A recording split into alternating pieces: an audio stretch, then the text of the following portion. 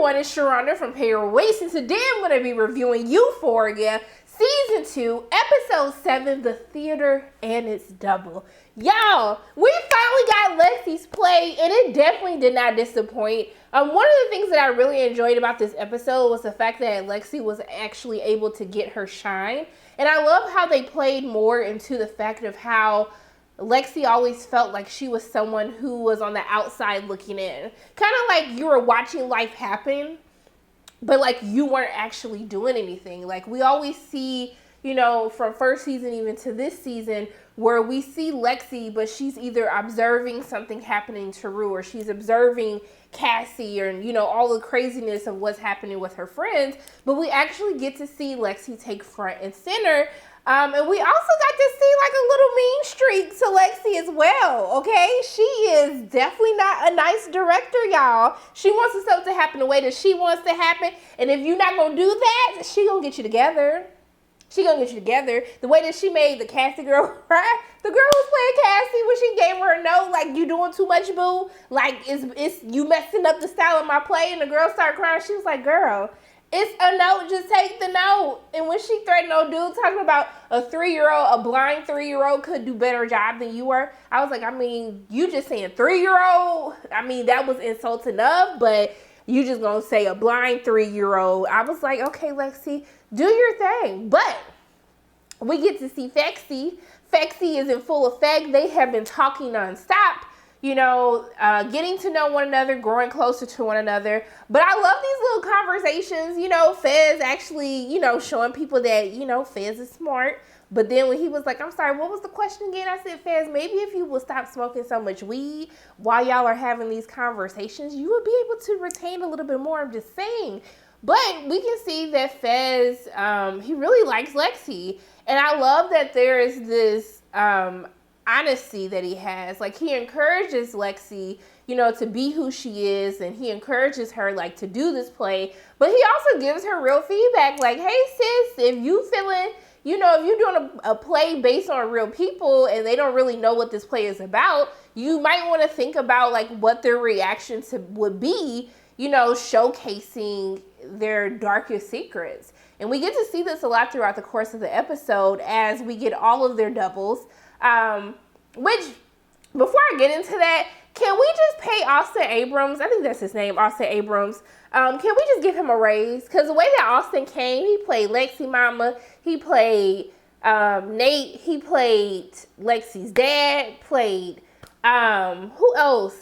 Ethan played a whole bunch of people, child. My mind is bad right now. But Austin Abrams did the damn thing, especially with the choreography scene to I Need a Hero. I was like, okay, Austin, you better show us your range, Austin. Okay, I'm sorry, I get real hyped. But I was just like, Ethan, see, this just pissed me off even more at how Kat treated Ethan, how she disrespected Ethan. You sit up here taking my man from all these rehearsals for him to get one of his greatest performances ever, and you can't appreciate the man that you have, how nice he is, the range that he has. If he doing all of this in the play, baby, he could have gave you a little show and tell in the bedroom too. You just needed to work him through it. Give him some direction. Give him some choreography that he can grasp onto. Kat.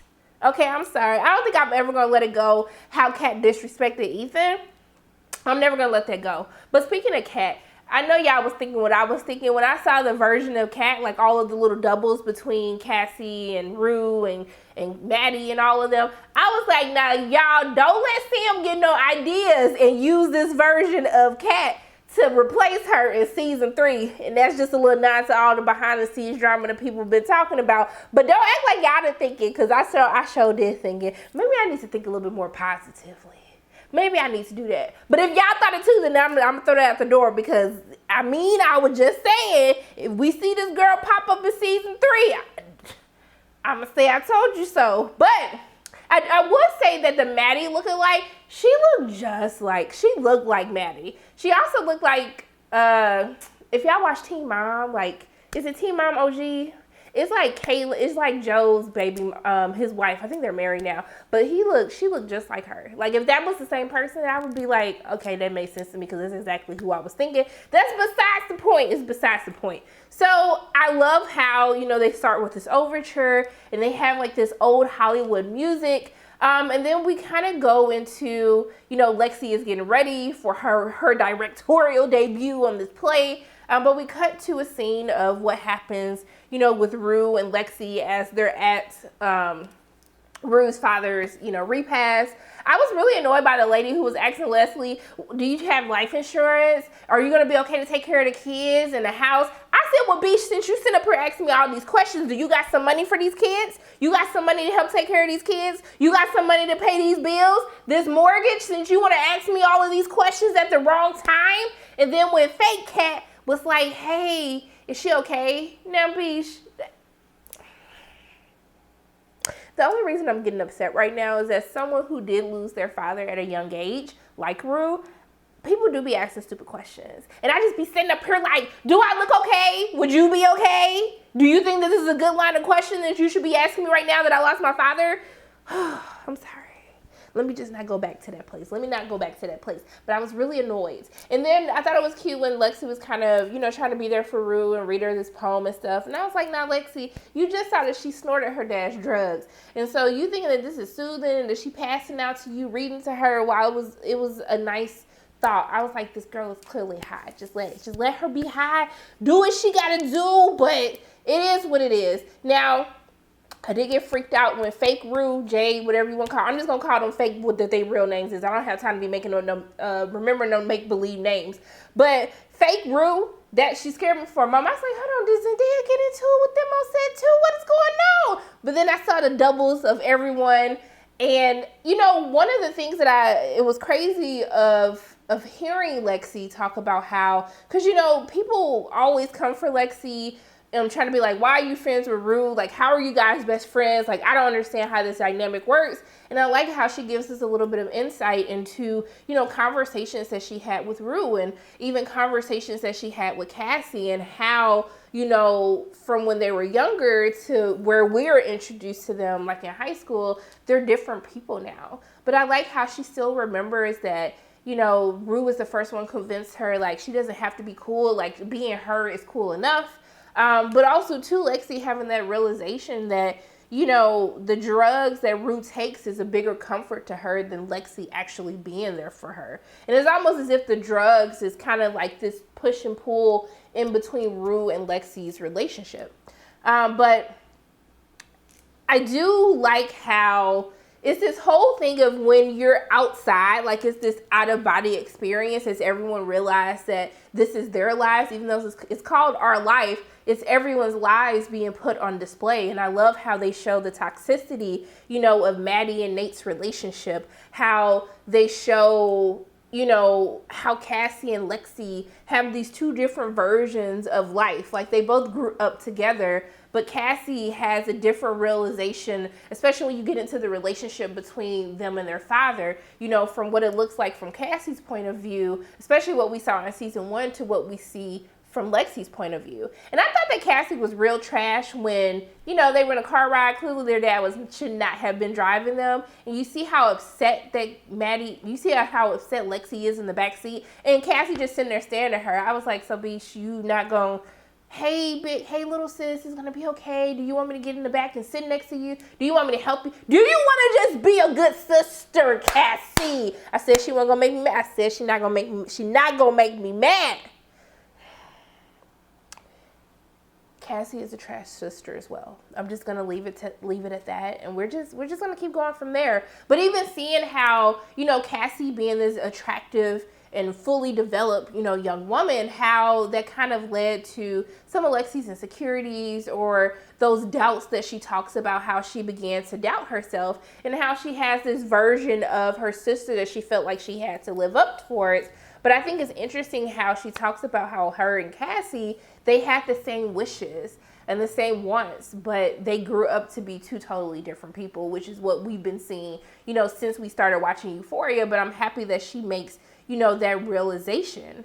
But we do get to see some fun times. We get to see, child, when Lexi, Fezco, and Rue convinced her to take some weed. They done drew a damn beard on her. She didn't almost choke Cassie to death trying to hit the dang old blunt. I don't know what was going on with Lexi, but Lexi said, you know what? These drugs, it's not for me, honey. It might be for you, but it's not for me, and I'm not going to do it, okay? But can I also give a little side note about how I truly feel like Ethan and Lexi have this energy? And I know we're supposed to be shipping Fexy. I get it. But they just have this energy where I feel like they will really work with one another. That's just my own little personal list. I'm still okay with Fexy. But as we can see, you know, Lexi's a little upset because Fezco is missing from, you know, the play. We see that he's excited about it. He's gotten dressed up. I love how, you know, FaZe helps steam his clothes. He's getting really excited. And even when he's like, do I do a tie? Do I do no tie? He's putting like thought and effort, got her flowers, a card. Like he really, really likes Lexi. But I love there's this one thing when he asks Faye, like, hey, like, do you think other people will see me as handsome? And I love that we get to see these like little, you know, we all have insecurities, right? We all have wants and desires. And I just love seeing, you know, Fezco just be a vulnerable character. I love that just that one question that he asked Faye. I really love seeing that. And I think there was also another, there is another line, but I'll talk about that when we get to Maddie, Cassie, Nate, the whole I'm just going to call them the throuple. But we see that Faye is being a little weird. Custer comes over. Ashtray is looking. He like, this something don't look right to me. And you know what Ashtray gonna do when something don't look right? He gonna find a weapon. So Ashtray went and found his damn knife. He got a box cutter in his damn arm. He's sitting up here staring at Custer. Custer looking all nervous. I'm feeling nervous. Faye stay looking nervous. No matter what is going on, she looking nervous. So I don't know what's going to happen. It looked like Faye wanted to tell Fezco, you know, what was going on. But even before he left, he could sense the tension. Like, is everything okay? What is going to happen? Is Ashtray going to kill? I mean, it's pretty safe to assume that Ashtray going to kill Custer. But I don't know if they can necessarily do that if Custer has the wire on, because that will also implicate them if the police are listening in. I don't know what's going to happen with that, but please just let Fezco be okay. Don't let anything bad happen to Lexi, because she always talks about how she always, you know, assumes that the worst is going to and will happen. So I don't want that to happen to Fexy, okay? Because I'm okay with it. But I'm also okay with Ethan and Lexi, okay? Lethan, if we can get a little Lethan action in there, I'm okay with that as well. But let's talk about... Child, let's talk about this whole mess of a throuple, okay? So we see that I do want to give Sydney Sweeney props, who has been like acting her ass off. She also scares me at the same time. Cassie just scares me as a character, frustrates me as a character. Lily makes me angry as a character. But Sydney Sweeney does such a fantastic job of portraying her. And I really hope that, you know, she gets some recognition this year for, you know, her work in this season of Euphoria. But Cassie's titties, I'm sorry. See, I can say this. I'm not objectifying her. I'm just really giving her props. Because when I say her titties were tittying, when she was walking in slow-mo and she was walking with Nate down the hallways, even made Maddie jealous. She was upset. I said, baby, your titties don't titty like hers is tittying right now. All right? I said, Lord, let me get a little titty. Let me find me a little bustier thing I can wear and be tittying everywhere. But that's besides the point. But I was just like, I know Nate didn't give her the same necklace. There better have been a different necklace that Nate gave her. I'm never going to forgive him. I'm never going to forgive him. But also, too, Cassie. When Cassie was like, you can dress me how you want. You know, I'll talk how you want. You can F me how you want. I'm yours. And I was just like, girl, someone gonna perform an exorcism on Cassie so she can get her mind back. Because I just don't understand what it is about Nate outside of him obviously having some good pain and showing what that mouth do to make you want to lose yourself. Be like, you don't even want to be yourself. And I like how, you know, we see in the play, and this is something that Lexi talks about, is how Cassie's desire of wanting to be loved, you know, that love that she might not have necessarily gotten from her mother or her father, or the fact that, you know, that's why she is drawn to Nate, because in her eyes, this is someone who loves her, kind of obsesses over her. But it's just sad to see her want love so much. And like Lexi says, like, none of them know what love really is because they're in high school. Hell, I'm in my 30s, okay?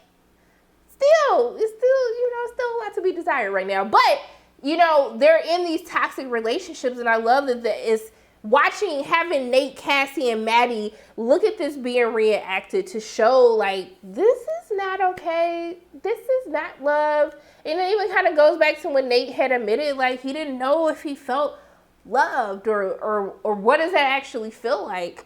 But we saw Cassie got upset after a while. She runs out to the bathroom. She's crying. And then she started crying, but having this weird, like, smile on her face that just scared me. But what really scared me is when Nate had that damn dream. And when we saw he was kissing Maddie. Then Maddie turned into Jules.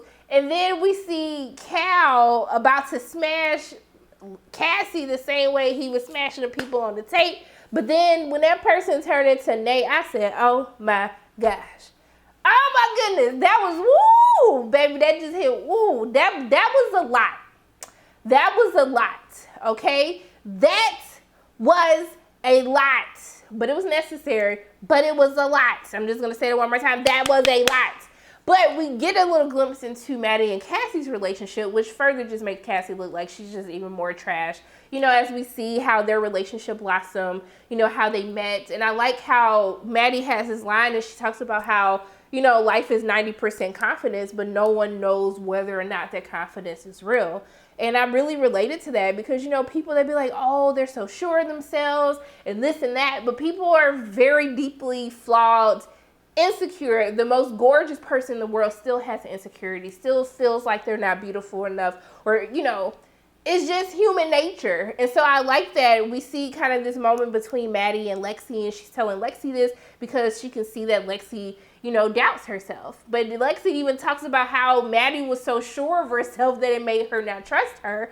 And so I like that they kind of have that exchange. But Cassie just looks like even more trash when we show how, like, Maddie wants to live with them for a few months, when her parents were fighting. And then we cut back to what happened the night that Rue just basically blew up everybody's lives. How Cassie ran upstairs and then Maddie and Kat chased after her. And then Maddie's asking her, like, was it worth it? And I really felt it in that moment of her just saying, like, I'm tired of this. Like, it's bad enough of everything that she had to go through with Nate. But then you literally go sleep with my best friend? Like, what? It's like the whole Nate and Maddie saga enough is just more than any person should ever have to go through. But the fact that you did this on top of that, and then now they're parading themselves in school together, it's just crazy, even knowing what Nate just did to her last week. When he got the CD from her, which we saw Jules ends up burning. I was like, girl, why are you burning it? Why don't you just break the damn disc? Like, why? I was like, Jules, I'm not even finna get into it. I'm going to be like Rue last week. I'm not getting into it. But what I will say is this conversation that happens between Rue and her mom, whoo, honey, that was tough to watch. So, Rue's kind of giving like a little quick update. Like, her and Jules still haven't spoken since the intervention. She's kind of giving her the cold shoulder, but we see Rue and Jules kind of exchange looks at different times at the play. But there's this conversation that she has with her mother. But even before that, it's funny how she says that, she felt like her and Jules were always meant to be, but she talks about how that feels so forever ago. So maybe Rue is really just done and like she's okay with that. You can still tell that they have feelings for each other, but it seems like she might actually be done. But the conversation that Leslie has with her when she tells her, like, hey, like, I'm done. I give up. I'm throwing in the towel. If you want to continue to do drugs and you want to kill yourself, that is on you, okay? But she was like, at this point in time, she was like, I can't convince you that your life is important. And so what I'm going to do is take my time and my love and my care as a mother, and I'm going to give that to Gia because Gia needs help. But Rue's like, she's fine. And she was like, girl, what? She getting D's in math. She in detention. She already be up on the phone talking to people, caking with some boys. And then Rue's talking about, I didn't know that. She was like, well, bitch, how would you know? Because you only care about yourself and what is happening with you. And it kind of goes back to when Gia asked her about, when Rue told her she didn't know what was happening with Gia. And she was like, when you get done, like, I'll tell you. But And also too, that whole thing about when Gia asked her about like how does she feel like when she gets older she's not gonna be able to remember her dad. Whoo, baby, that hit me, because when you get older you do kind of lose those like memories. You do. And she told her like there's nothing you can do about it. And even me, like losing my dad, I get upset when my family, like they have these vivid memories because they were so old, because I was 5 when my dad passed away. But the fact that they have these memories, my brothers talk about my dad coaching their baseball team and stuff, and you get upset because you're just like, yeah, but I was so young, like I didn't know all of, like I can't remember. I only have like a few memories that I can recall of me and my father together. So like I really felt that scene. I thought that was like some good writing, because baby, when I said, am I in a therapy session right now? Is Sam trying to talk to me? Is he trying to tell me I gotta take my ass to therapy to talk about this? Yes, I probably need to go to therapy to talk about this, and that's okay. But those were some good lines. But you know, when she tells her, that had to be hard for Leslie to like have that realization that if I had to fight for either losing both of my daughters or just losing one of my daughters, I'm going to choose Gia. And I know that had to have been a tough pill for Rue to swallow, but it had to have been tough for Leslie to be able to say that to, you know, her daughter and have that honest conversation. It felt harsh, but like Ali said, like you have to be real about your emotions. And so I thought that was a really interesting conversation, you know, that they had with one another. But we see that even they end up doing this whole number, child, as Nate. So I Need a Hero. They had the jizz going. It was very sexual. When they called them, I think the fake Maddie character called them gay, or someone called them gay. I was like, honey, when I say Nate was squirming in his seat, he was squirming in his seat. He was getting so upset. Cassie had to touch his hands when he balled up his little fist, child. He was getting everybody looking back at him. Rue's whole expression, can we get an Emmy just for Rue's expressions this entire season? When something crazy is happening, Rue is right there to give us the facial expression that we all have, okay? I was totally here for this and seeing everyone react to this last like number before the episode is. Baby, when they had the jizz sides, I just lost it. I said, y'all just said y'all was gonna go for it. Do what you do, okay? But Nate gets upset. He walks out. I was like, Nate, now you was really the person to sit up here talking about something being homophobic. You were the person. Okay, fine. Nate gets upset because he's like, girl, this your sister. You didn't know she was doing all of this? And I was like, Nate, you weren't saying all of that when she was getting on Cassie, but now that she got to you, it's a problem. Child, Nate told her to pack your stuff. What they said, wait, get your stuff and get out. He said, get your stuff and get the hell up out of my house. And so Cassie is upset. You saw her filming. She had that crazy look that she be having every single episode because she probably crazy. And it said to be continued. So I don't know what the hell is going to happen. But I was totally here for Lexi's mom being a stage mom and like really supporting her and laughing harder than everybody else in the damn auditorium.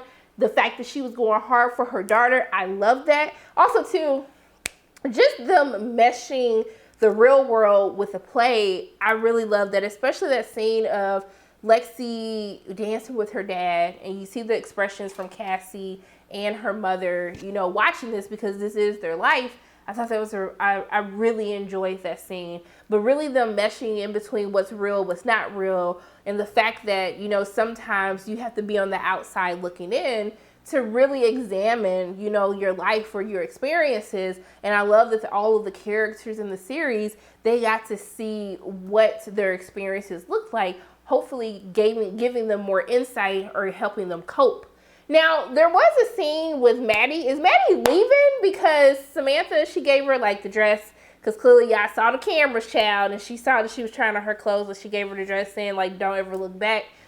So they're juniors, so I was like, it's not like you finna go to college anytime soon. So I was a little confused by that. So is Maddie going away somewhere? what is happening. I don't know. Let me know what y'all think, in the comment section below on what's actually going on with that. But I'm trying to think, is there anything else that I wanted to really talk about? I really just like that this was a fun episode. I like that it wasn't all of the heaviness that we typically have in a Euphoria episode, outside of the whole Nate's nightmare, because that was like a horror movie right there. But I just like how we got to see, people get upset at the realities of what they've been going through with different people, within the cast. But I'm really interested to see what happened to Fezco, because he never made it to the play. Or, I guess this is that part of the play. I don't know if the play is done or not.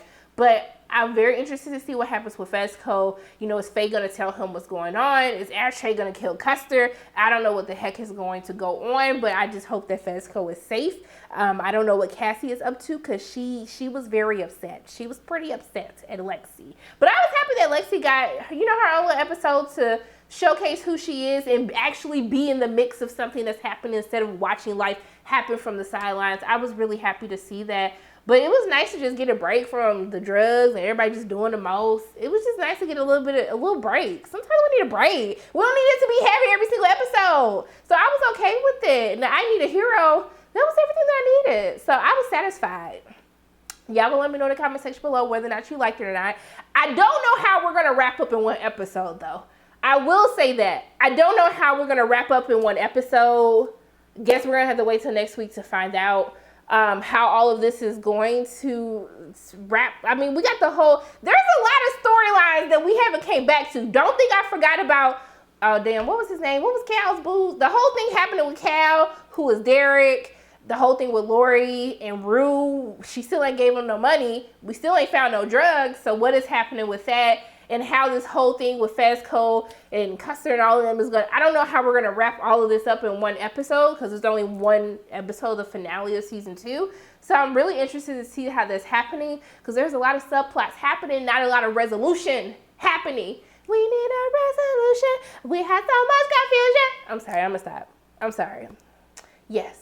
I just want to know how the season is going to wrap up in 1 hour episode, okay? That's all. That's just the questions that I have. Let me know if you got the same questions. Let me know how you felt about this week's episode. How do you feel about the season as a whole? How do you feel like things are going to wrap up in the season finale next week? But those are my thoughts on Euphoria Season 2, Episode 7, The Theater and Its Double. Make sure when you're done watching this video, go to the live after show. We are going to be talking about this week's episode. We're going to have a little bit of fun. We're going to have a little bit of mess happening. So when you leave here, just go...